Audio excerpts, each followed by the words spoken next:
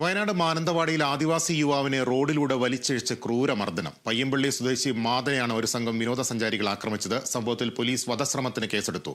മനുഷ്യാവകാശ കമ്മീഷനും കേസെടുത്തിട്ടുണ്ട്.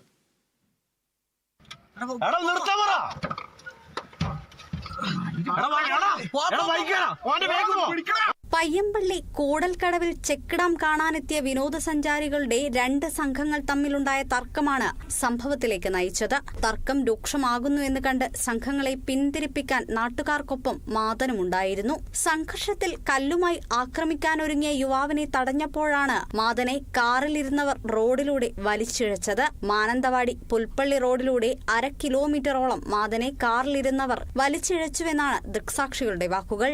ഒരു കാറിൽ ഒരു 3-4 യുവാക്കൾ വളരെ അസഭ്യം പറഞ്ഞ് നാട്ടുകാരെ മുഴുവൻ ആശങ്കയിലാഴ്ത്തിയിട്ട് വണ്ടി കൊണ്ട് കടയുടെ മുമ്പിൽ നിർത്തുകയും അവർ പിറകിൽ വരുന്ന വാഹനക്കാരുമായിട്ട് എന്തോ അടിപിടി കൂടി കച്ചറ കൂടി അവരെ കല്ലെടുത്ത് അടിക്കാൻ വേണ്ടിയിട്ട് ഇറങ്ങുന്ന കാഴ്ചയാണ് ഞങ്ങൾ കണ്ടത് ആദ്യം.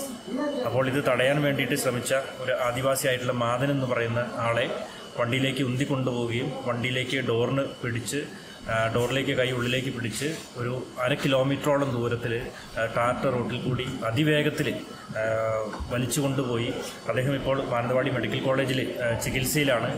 കൈകാലുകൾക്കും അരക്കെട്ടിനും പരിക്കേറ്റ മാതനെ മെഡിക്കൽ കോളേജിൽ പ്രവേശിപ്പിച്ചു. വധശ്രമത്തിന് കേസെടുത്ത പോലീസ് കാറിനായി അന്വേഷണം ഊർജിതമാക്കിയിട്ടുണ്ട്. കുറ്റിപ്പുറം സ്വദേശി മുഹമ്മദ് റിയാസാണ് കാറിന്റെ ഉടമ. എന്നാൽ വാഹനം ഓടിച്ചിരുന്നത് റിയാസാണോ എന്നതിൽ വ്യക്തത വന്നിട്ടില്ല.